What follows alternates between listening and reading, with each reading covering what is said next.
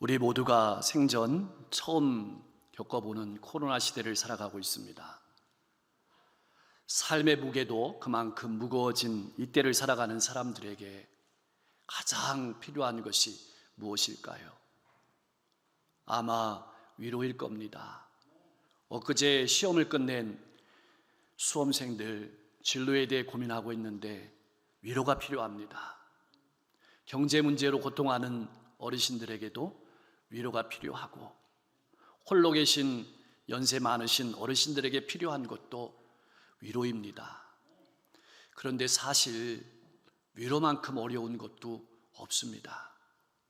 사업에 실패한 이들 앞에서 우리는 어떻게 위로해야 될지 잘 알지 못합니다. 가족을 먼저 떠나보낸 사별한 이들 앞에서 우리는 어떻게 해야 할지 잘 알지 못합니다. 인생의 진로에 대해서 고민이 깊은 학생들에게 우리는 어떻게 위로해야 될지 잘 알지 못하는 것이 사실입니다. 사방이 꽉 막혀 있는 어두운 가운데 살아가는 사람들에게 우리는 어떻게 위로해야 될지 잘 알지 못하고, 관계 때문에 상처받고 살아가는 사람들에게 어떻게 위로해야 될지 우리는 잘 알지 못합니다. 그럼에도 불구하고 하나님께서는 우리들에게 위로하라고 명령하십니다. 1절 말씀 보니까 너희의 하나님이 이르시되 너희는 위로하라. 내 백성을 위로하라. 예루살렘이 멸망했습니다. 유다의 대부분의 백성들은 바벨론의 포로로 붙잡혀갔습니다. 그 어느 누가 보더라도 이스라엘은 망했고, 하나님 여호와는 바벨론 군대와 그 신들에게 패배한 것처럼 보였습니다. 더 이상 무엇을 할 수 있었겠습니까? 이스라엘 백성들은 이제는 하나님은 잊어버리고 스스로의 힘으로 살아가야 될 때라고 생각했습니다. 그러나 하나님께서는 그렇게 끝나신 분이 아니었습니다. 어떤 한 성서 주석학자가 쓴 글을 읽었습니다. 캐시라는 어린 소녀가 있었는데 더러운 누더기옷을 걸치고 있는 아이들이 모여 사는 곳으로 이사를 가게 되었습니다. 그녀가 들고 있는 오래된 알루미늄 페인트통이 있었는데요, 사람들은 늘 그녀가 가지고 있는 페인트통에 무엇이 들어있는지 궁금했습니다. 그래서 사람들이 물을 때마다 이 소녀는 어깨를 들썩이면서 오늘은 말해줄 수 없어요, 이렇게 대답했습니다. 오늘날 이 캐시에게 한 상담사가 찾아왔습니다.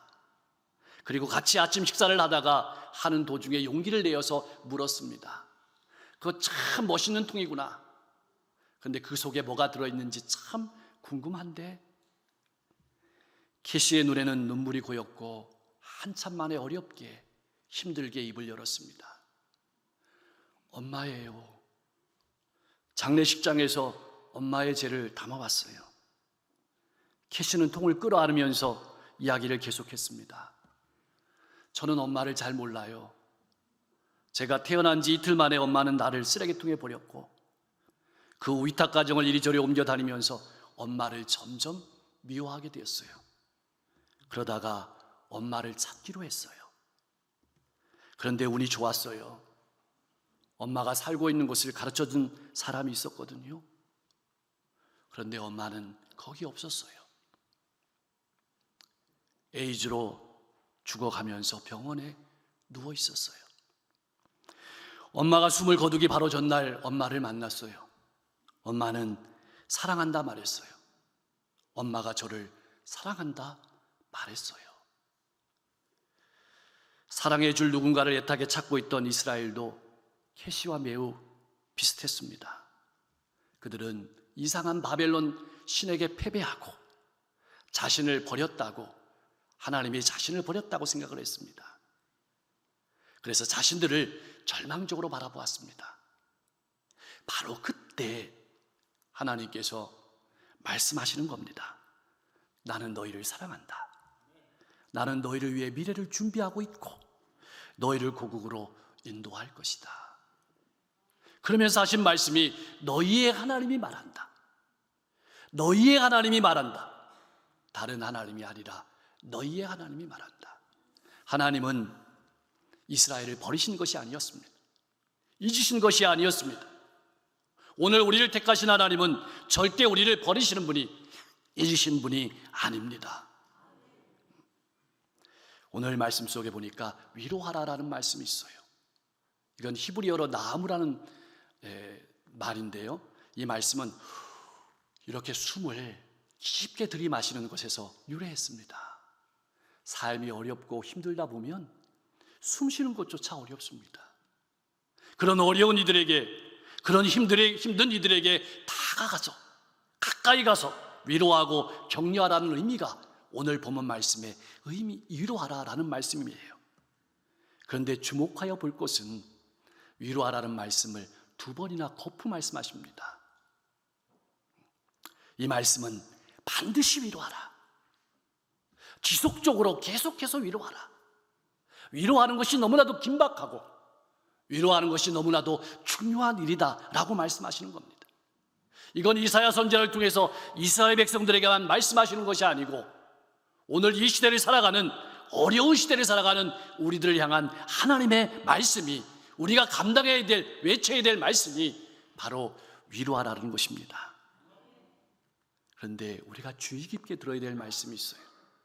오늘 말씀해 보니까 마음에 닿도록 말하라, 마음에 닿도록 말하라. 이 말은 심장에 대고 말하라는 뜻이거든요.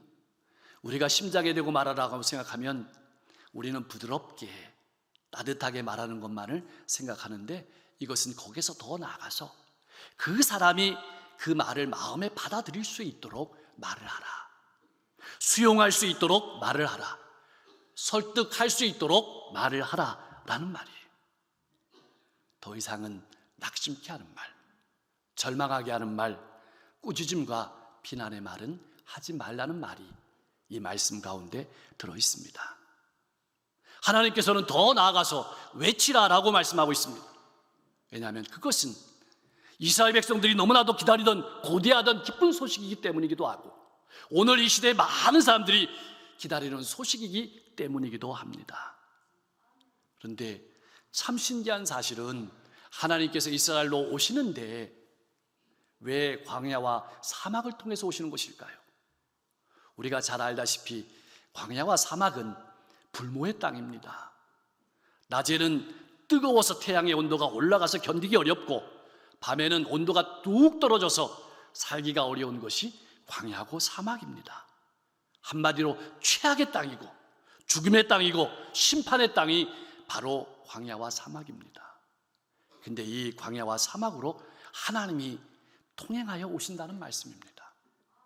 이 말씀은 우리가 도저히 상상할 수 없는 곳으로 하나님께서 오신다는 말씀이기도 해요. 설마 이런 상황으로 하나님이 오실까?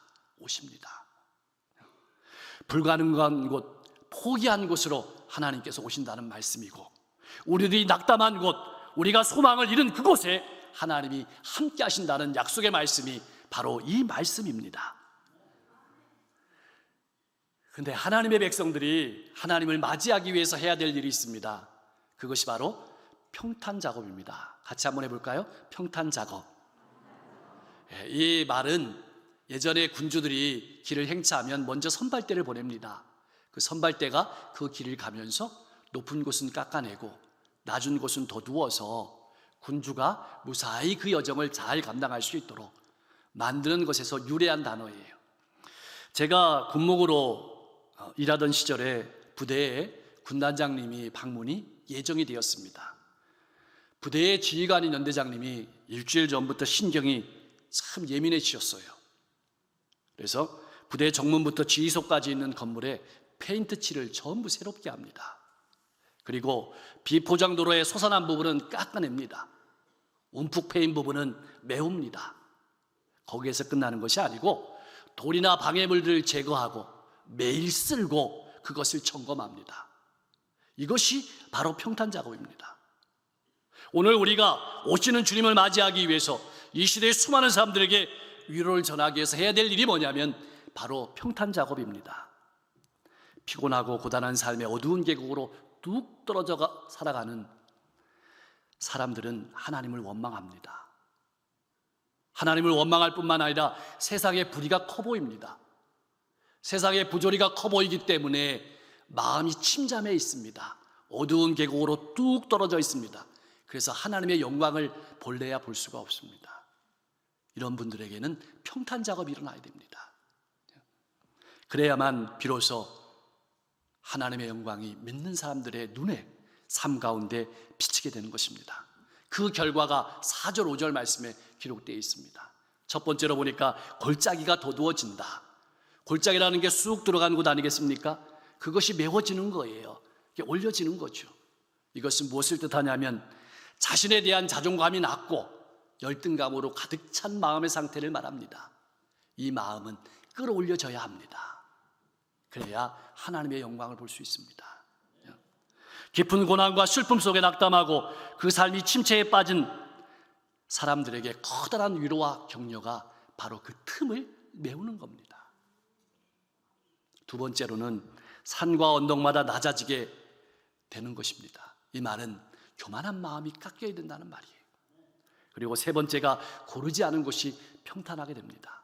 거짓된 삶의 마음의 상태를 말합니다. 이것이 깨끗하게 청소되는 것이죠. 그래서 평지가 되는데요, 평지는 씨가 떨어지면 열매를 잘 맺는 비옥한 땅이 됩니다. 그래서 하나님의 말씀이 들려올 때 아멘으로 받게 되고 삶의 기쁨이 있고 삶의 즐거움과 소망이 넘치게 되고 그래서 하나님의 영광을 드러내는 삶을 살아가게 됩니다.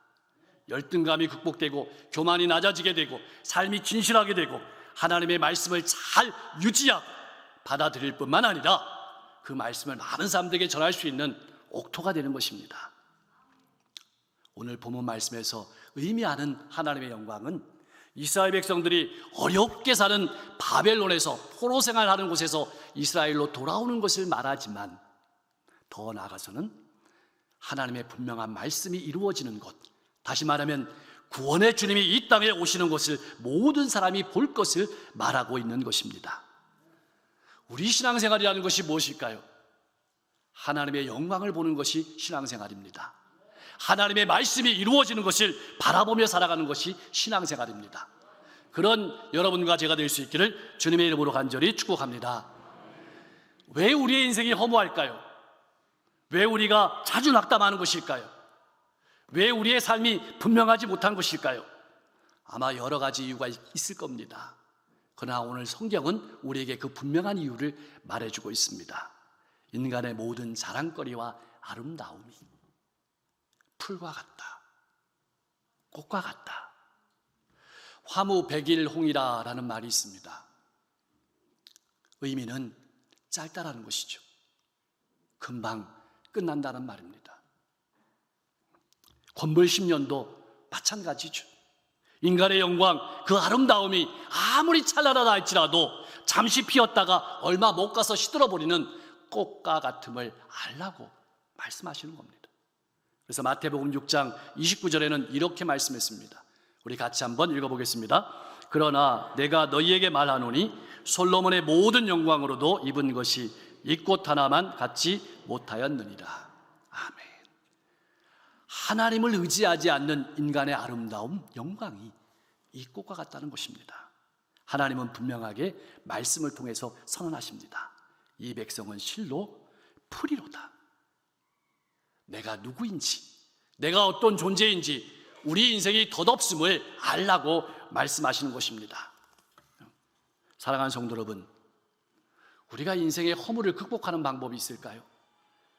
어떻게 절망을 극복할 수 있을까요? 어떻게 낙담과 우울증을 이길 수 있을까요? 바로 하나님의 말씀을 붙드는 겁니다. 아니, 하나님의 말씀에 붙들리는 것입니다. 한때 바벨론은 엄청난 화려한 꽃을 피웠던 나라입니다. 주전 4세기경에 유명한 역사학자였던 헤로도토스는 바벨론 성을 이렇게 묘사했습니다. 그 성벽의 높이는 어마어마하게 높았고 그 성벽의 폭은 마차 6대가 지나갈 정도였다. 과연 그러했습니다. 이렇게 바벨론의 영광이 화려하게 꽃필 그때에 하나님께서는 이사야 선지자를 통해서 이렇게 말씀하시는 거예요. 꽃은 시든다. 과연 어느 것이 맞을까? 저렇게 우뚝 솟은 도성과 하나님의 말씀을 비교한다면 어떤 것이 든든할까? 어느 것이 무너질 것인가? 그러나 하나님은 자신 있게 말씀하셨습니다. 바벨론 성은 무너질 것이고 하나님의 말씀은 굳게 설 것이다. 역사가 이것을 증명하고 있습니다. 고레스의 군대가 성을 포위했을 때 벨사살 왕은 하던 축제를 계속하라고 명령했습니다. 자신 있다는 얘기였죠. 절대 성은 무너지지 않을 것이라고 확신했던 것이죠. 그러나 그날 밤 손가락이 나타나 벽에 글씨를 쓴 것처럼 무너져 내렸습니다. 메네메네 데겔 우바르신, 뜻은 끝났다라는 뜻입니다. 벨사살의 시대는 끝났고 고레스의 시대가 왔다. 무슨 말일까요? 하나님의 말씀이 이루어졌다.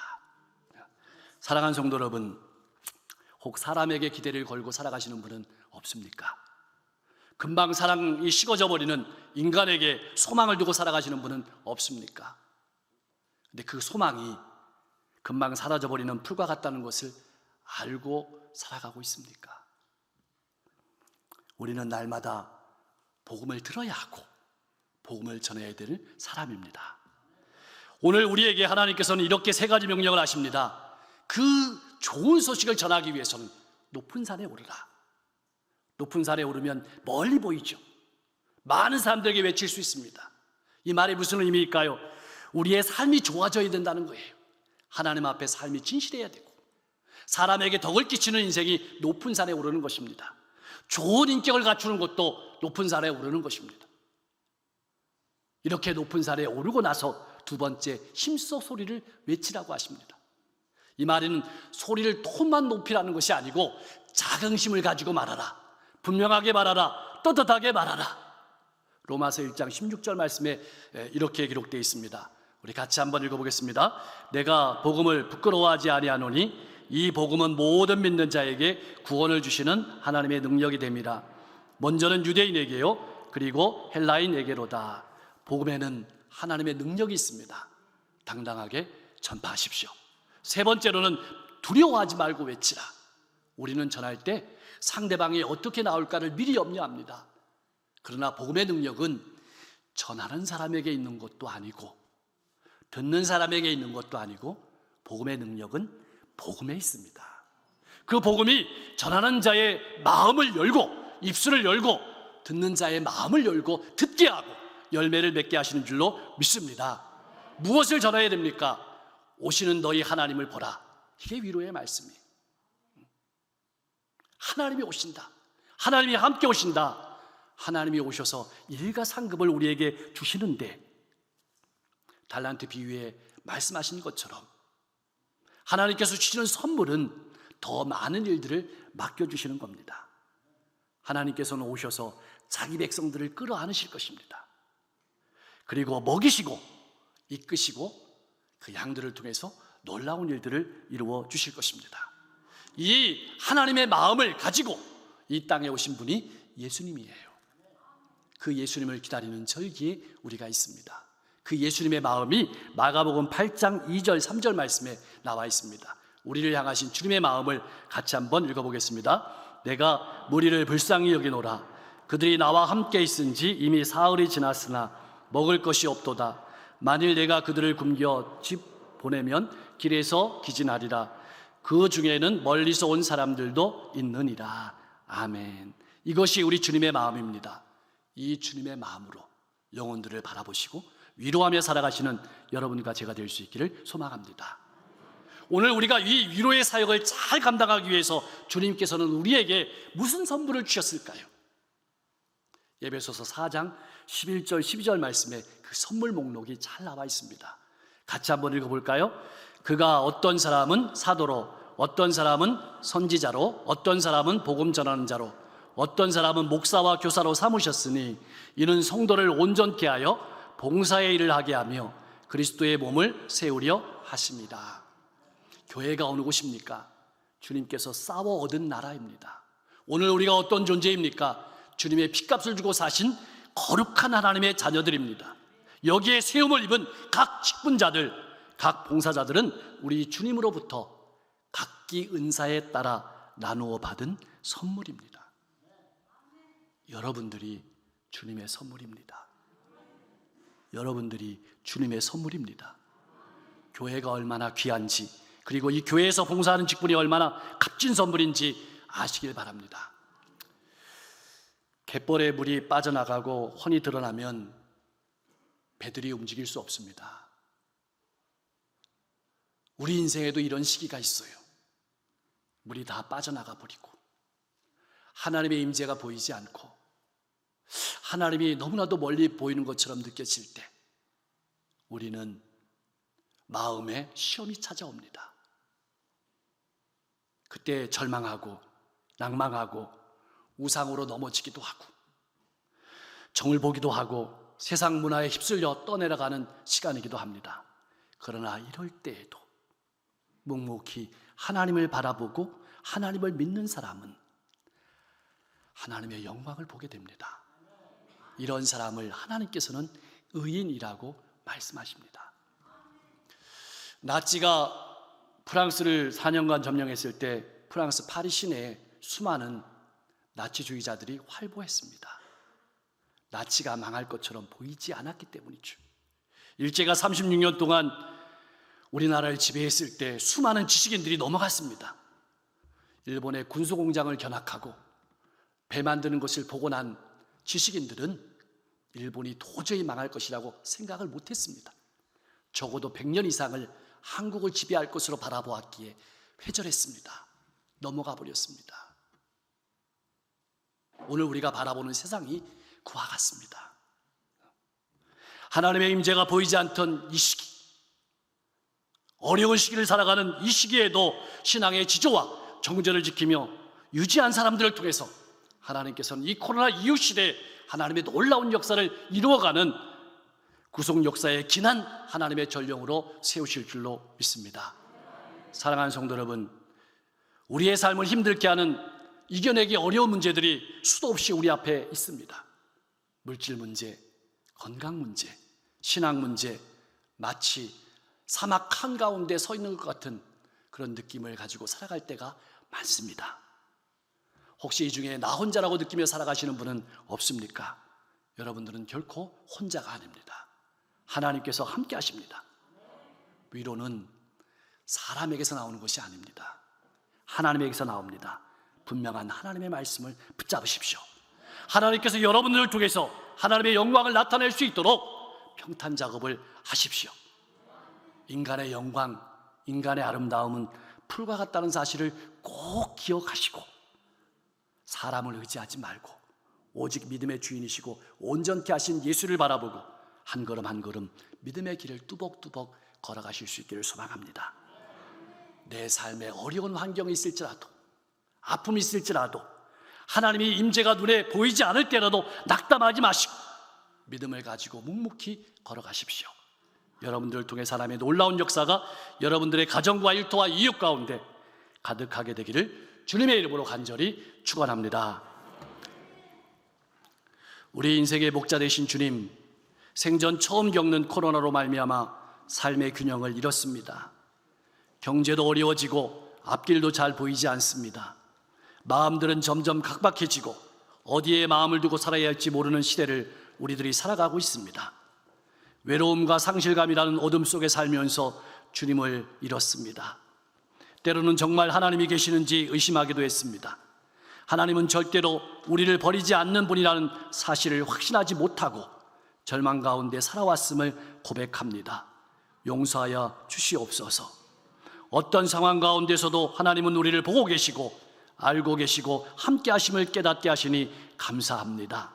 날마다 하나님의 임재를 체험하며 하나님과 동행하는 삶을 살며 이 세상의 많은 사람들에게 하나님의 영광을 나타내는 통로로 힘있게 살아가게 하옵소서.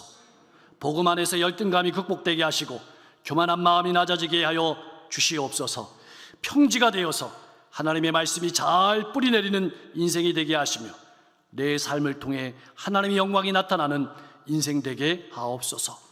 인간의 영광과 아름다움이 풀과 같이 덧없음을 알게 하시고 때론 어렵고 힘든 시기, 하나님이 잘 보이지 않을 때에도 묵묵히 신앙의 길을 힘있게 걸어갈 수 있는 능력을 주시옵소서. 그래서 인생에서 때마다 하나님의 역사를 맛보며 살아가는 행복한 신앙인들 다 될 수 있도록 인도하여 주시옵소서. 코로나 바이러스가 다시 확산 추세에 있습니다. 어렵고 힘들지만 온 국민들이 다시 협력하게 하시고 어리석기 코로나가 소멸되어 마음 놓고 예배하며 일할 수 있도록 축복하여 주시옵소서. 병석에 있는 환우들, 이곳에 있는 몸이 아픈 성도님들 친히 신방하시어 저들을 만져 주시옵소서. 온몸이 따뜻하고 더러운 세포들은 문 밖으로 빠져나가고 건강한 세포들만 가득하게 하옵소서. 마음도 평안하고 잠도 잘 자고 입맛도 돌아오게 하여 주시옵소서. 선교사님들을 기억하시고 속히 코로나가 소멸되어 마음 놓고 선교할 수 있게 하시며 수많은 종족들이 주님께 돌아와 기쁨을 누리게 하여 주시옵소서. 특별히 장로님들을 축복하여 주시옵소서. 담임 목사님 청빙과 당면한 교회 안과 밖의 문제들을 잘 감당하실 수 있도록 지혜와 명철과 능력을 더하여 주셔서 교회와 지역을 위해 크게 쓰임받게 하여 주옵소서. 속자님과 인도자님들에게 영육간의 건강과 성령의 지혜를 허락하셔서 어렵고 힘든 시기지만 맡겨준 사역들을 잘 감당해 하나님의 위로를 수많은 속회원들이 맛보며 힘을 얻게 하여 주시옵소서. 이 교회와 지역 시대를 위해 예비된 담임 목사님을 속해 보내주시고 세우신 감독회장님 다시 한번 세상의 빛이 되는 교단을 잘 이끌 수 있도록 지혜와 능력을 더하여 주시옵소서. 부족한 용도 맡은 사명 잘 감당할 수 있도록 힘주시고 능력 주옵소서. 한 주도 성도님들의 가정과 일터와 사업장을 축복하시고 기쁨과 감사가 넘치게 하여 주시옵소서. 대통령과 의정자들이 하나님을 두려워하며 국민들을 존경하는 정치를 하게 하시고 세계 열방이 평화하는 한 주 되게 하옵소서. 우리를 너무나도 사랑하시는 예수님의 이름으로 간절히 기도하옵나이다.